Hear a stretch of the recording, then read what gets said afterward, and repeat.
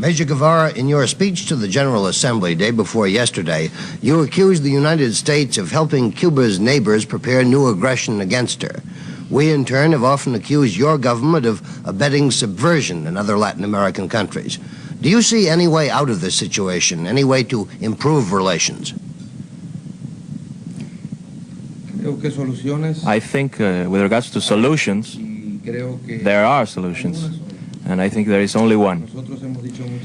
We have said repeatedly to the government of the U.S.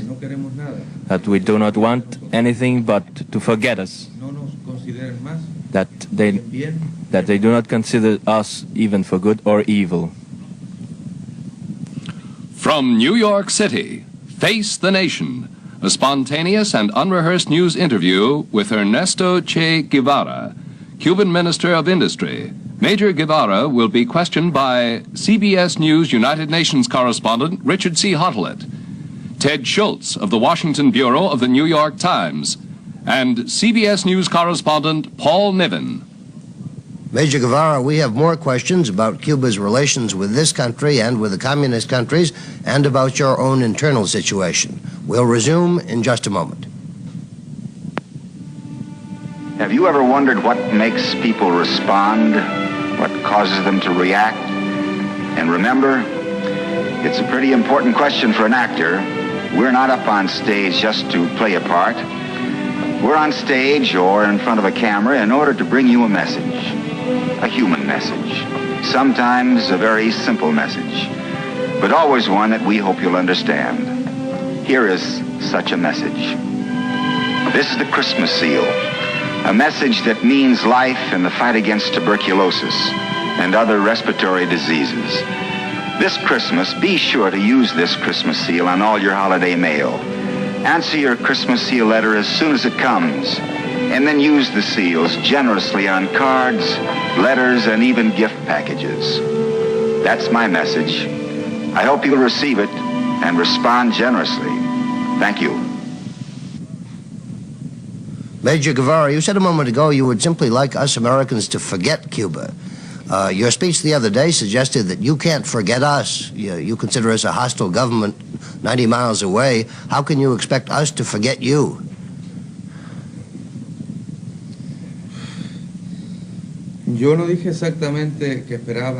I didn't say exactly that I expected to forget us. You asked a solution, and I said what was that solution in the present moment.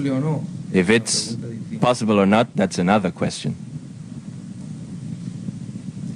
Major Guevara, on several opportunities recently, Premier Fidel Castro has suggested in interviews with visiting newspapermen and on other occasions that a new effort be made to normalize relations between Cuba and the United States, particularly in the field of trade and exchanges. As an economist, do you feel yourself that a resumption of relations of this nature would be useful or welcome for Cuba? In other words, would you like to see the relations normalized?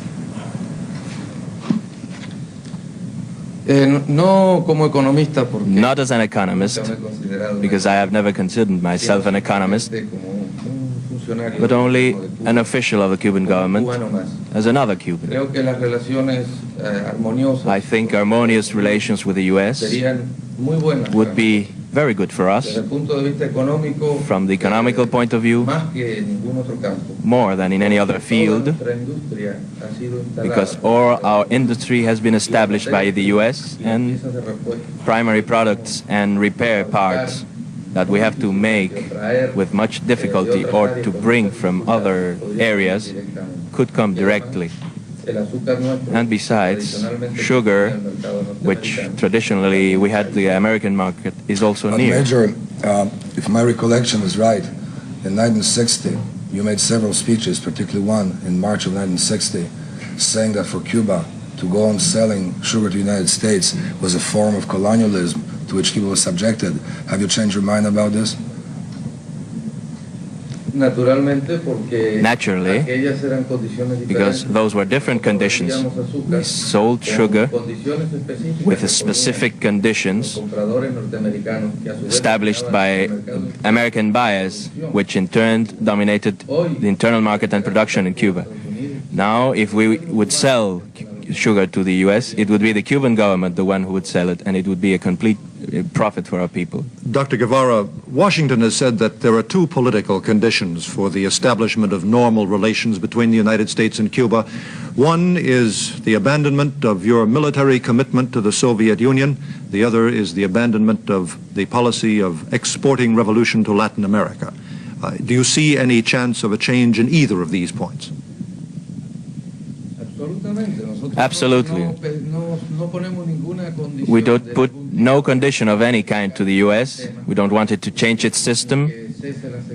We don't want this racial discrimination to cease in the U.S. We put no conditions to the establishment of relations, but we neither put conditions to... But my question was whether you would accept these conditions placed by the United States on the resumption of normal relations. We will not accept any conditions from the U.S. We will not accept conditions imposed by the U.S. to us. But when, in the matter of the missiles, the Russian missiles on Cuba, and the Cuban military relations with the Soviet Union, how can the United States be sure that Cuba is not a strategic threat once again? Would you accept United Nations inspection or inspection by the Organization of American States if you do not permit American on-site inspection of Cuba?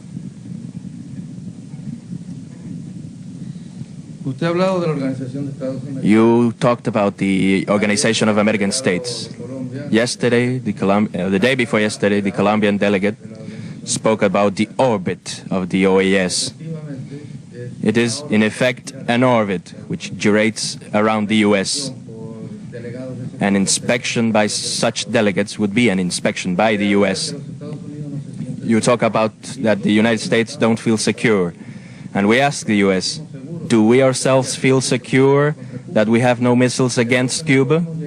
Then cannot we reach an harmonious solution? Because the countries are equal in the world. Let's inspect all bases, atomic bases of the U.S. And let's inspect also what we have in Cuba. And if you want, let's liquidate all atomic bases in Cuba and in the U.S., and we are in complete agreement with that. Major Guevara, are you in fact trying to export your revolution? Are you every day shipping arms to other Latin American countries? Are you bringing revolutionaries from other countries to Cuba, training them, sending them home?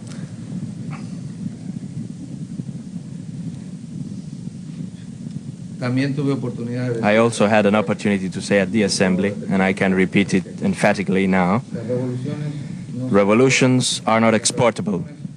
Revolutions are created by oppressive conditions which Latin American countries exercise against their peoples. And there comes rebellion. And afterwards, new Cubas will emerge. We are not the ones who create revolutions. It's the imperialist system and its allies, internal allies, the ones who create revolutions. But does not your attitude toward the present government of Venezuela, which is considered in many other countries leftist and progressive, suggest that you consider any government oppressive which is not communist? In absolute, no. What we consider is that the Venezuelan government is not a leftist government, has nothing of a leftist government. It's an oppressor, an oppressive government, is a murderer. He murders them in the peasant fights in the region of Falcon, for example, where there are military advisors of the U.S. There is in Venezuela today, in spite of the American press does not reveal it. Is there any the Venezuelan government is not a leftist government. Is there any government in this hemisphere which Cuba considers to be progressive? The word progressive is an ambiguous word. There is one government which we keep diplomatic relations, the government of Mexico, with which we have good relations. Our systems are different. We respect their system. We are in a complete harmony up to the date, and I have the hope that it will continue like that. But if you ask me the image of Latin America, there are some countries which oppress their peoples much more, and among the least oppressive Among those which we could have perfectly normal relations without any difficulties, we could have Uruguay, Chile, maybe Costa Rica, but the U.S. do not permit us. But all these countries have broken diplomatic relations with Cuba. Don't you feel yourself isolated when you have no friend at all in this hemisphere? We have a lot of friends, but not among the governments. The friends are in the peoples. And in the last instance, the peoples will be the rulers of those states.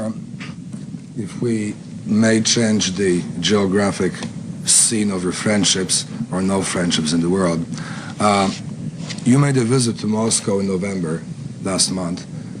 Since the change in the Soviet leadership, we've had the impression here that the government of Cuba had taken a rather unclear position on the difficulties between the Soviet Union and China ideologically.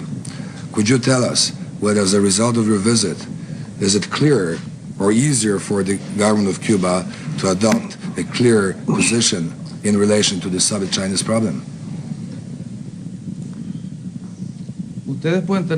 You can have the impression that our attitude is not clear, but we have the contrary impression. Our attitude is very clear. In effect, there is a conflict, an ideological conflict, which we all know.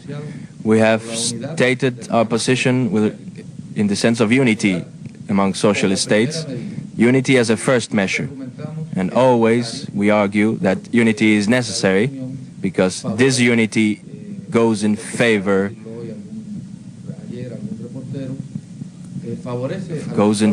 of the U.S., which are our enemy. And everything that goes in favor of the enemy must be eliminated. That's why we are in favor of unity. We feel that there is a necessity to strengthen this unity, and that it will be strengthened, and then the monolithic bloc of socialist countries will be formed again. Early this year, I believe it was first in March, then again in June, the Soviet government, which then had Premier Khrushchev at its head, issued invitations to a number of communist or Marxist-Leninist parties in the world, including to the Cuban Socialist Party, or rather the Cuban Party of Socialist Revolution, to attend a preparatory meeting in Moscow of communist parties. My memory is that the Cuban Party was one of the very few never to have answered the question, the invitation rather. We see today that the Soviet government has renewed the invitation for a March preparatory meeting of communist or Marxist-Leninist countries. Would your government now accept, or your party would now accept the Soviet invitation? It will be studied in the proper moment and we'll give the answer. This is an invitation which is not made to the government but to the party. And the party is the one who has to answer. I am here representing the government now. Major Guevara, you are probably the outstanding exponent of guerrilla war in the Western Hemisphere, and you have said that the problems of revolution in Latin America will be settled by bullets rather than by ballots. And in general, your dynamic approach to these things seems to run much closer to the communist line, to the Chinese communist line. Also, Cuba has never signed the treaty banning nuclear weapons tests in the outer atmosphere, in the atmosphere, and in the sea. This is also the Chinese communist position. Doesn't that put you really, in terms of your practical behavior and policy, on the Chinese side of the communist fence? Well, there are 3 or 4 questions merged in one. I'll try to answer one by one. In the first place, there is a statement I would like to deny. Or maybe the translation wasn't accurate. I heard you said I am the representative of guerrilla in this hemisphere. I am not the representative of guerrilla in this hemisphere. I would say that the representative would be Fidel Castro, which was the leader of our revolution, and who had the most outstanding role in the direction of the revolutionary struggle and directs the strategy of the Cuban government. As regards the two other specific questions, we do not have to participate in the controversy because they are very specific problems. The problem of peaceful transition to socialism, we do not discuss it as a theoretical question. But in America, it is very difficult, and it's near the impossible. That is why specifically in America we say that the road to the liberation of peoples, which will be the road of socialism, will go through bullets in almost all countries. And I can make a prophecy with tranquility that we will see it. With regards to the problem of the signing of the new test ban treaty, we welcomed that step as a measure which tended to prevent the aggravation of tensions, but we pointed out very clearly that us, with a military American base in our territory where there could be any sort of weapons, where we have to endure every kind of provocations, we have to endure the flights over our territory. We cannot sign that treaty because it would be a treason to our people. That's independently to the fact that we welcome the treaty in its worldwide terms as beneficial to the world, but only a step. We cannot remain here. We must continue forward if we want to prevent a world war. You have been over the years, I believe, a very articulate and candid critic yourself of that which was occurring with the Cuban economy. I have read your speeches in which you have criticized the errors in policies and errors in judgments.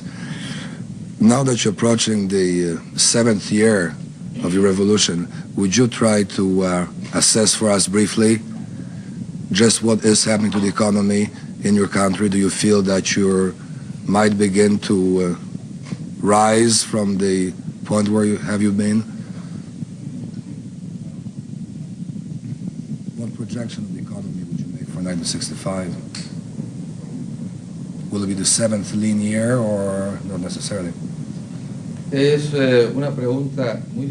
a very difficult question. To answer it in a very short moments, I am being bombed by questions of all kinds. I'll try to be very concise and try to explain to the American people. We had a great number of mistakes in the economic field, naturally. I am not the critic. It is Fidel Castro, the one who has criticized repeatedly the mistakes we have made, and he has explained why we have made them. We did not have a previous preparation. We made mistakes in agriculture, we made mistakes in industry. All these mistakes are being settled now. In industry, we are now concentrating our best effort in trying to make plants work at a maximum capacity. We're trying to replace the equipment which is in bad conditions due to lack of spare parts of the U.S. and that we cannot get from the U.S. To extend our industry later on the basis of our primary resources, and to lessen our dependence on external markets and dedicate our efforts in 1965 to the aspect of security and hygiene of work, to make our plants better for the worker, that the worker may feel really a man there. We have taken plants from the capitalist system where the most important thing was to produce, especially in Cuba. I do not imply that in the U.S. plants, industrial plants, are now places of exploitation where man is oppressed. I know that there are a great number of advantages here for the American worker, but those advantages in Cuba had not reached, and conditions are very bad, very unhealthy. We have to dedicate our efforts to better the life, the time passed by the worker in the industrial plant. That will be one of our main efforts during the next year. I would like to go back. Major, we have some more questions about the internal situation in Cuba when we resume in a moment. When you get in your car, what's the first thing you do? Put the key in the ignition. Dr. Guevara, you have protested against the presence of the American naval base at Guantanamo and the continued American reconnaissance overflights over Cuba. Will you take any military action, either against the base or the planes?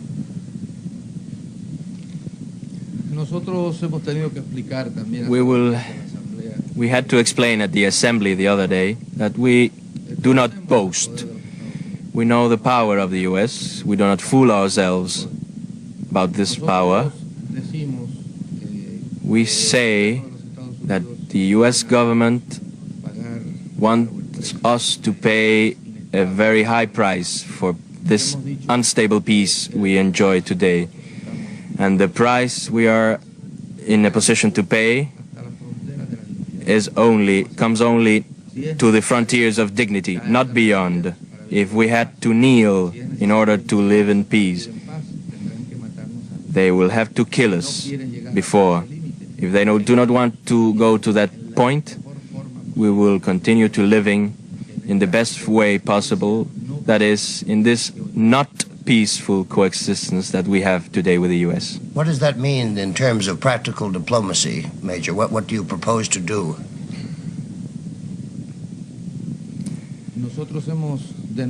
We have denounced in all assemblies, in all places where we have had the opportunity to speak, the illegality of flights and the fact that there is a base against the will of the Cuban people.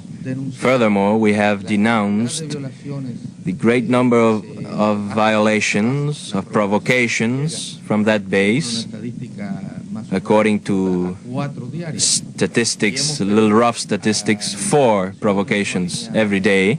And we have asked the non-aligned countries and the General Assembly of the UN to take measures to prevent things like these. Mr. Guevara, could we turn very briefly now to some of the internal political problems in Cuba about which we hear in this country in a very indirect way, and we are intrigued by them. We read recently that an outstanding member of the former Communist Party of Cuba, former Senator Ordoqui, had been placed under arrest. We have heard a great deal about the tensions between the so-called outline Communist Party and the 26th of July movement type of group.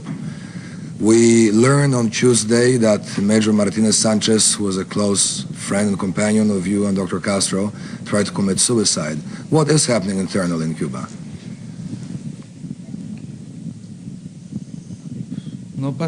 There's nothing happening which we cannot say publicly. The fact of the attempted suicide by Augusto Martinez was explained in a concise and exact form by our government in a communique. There's absolutely nothing else to add. I understand that the American people has a right, especially the press, which is not very friendly to us, to make all suppositions and ideas about this fact, this disgraced fact. There's always the possibility of all sorts of speculations on this, but the fact is as we expressed it. Augusto Martinez Sanchez was separated due to administrative problems, and his reaction was to attempt suicide.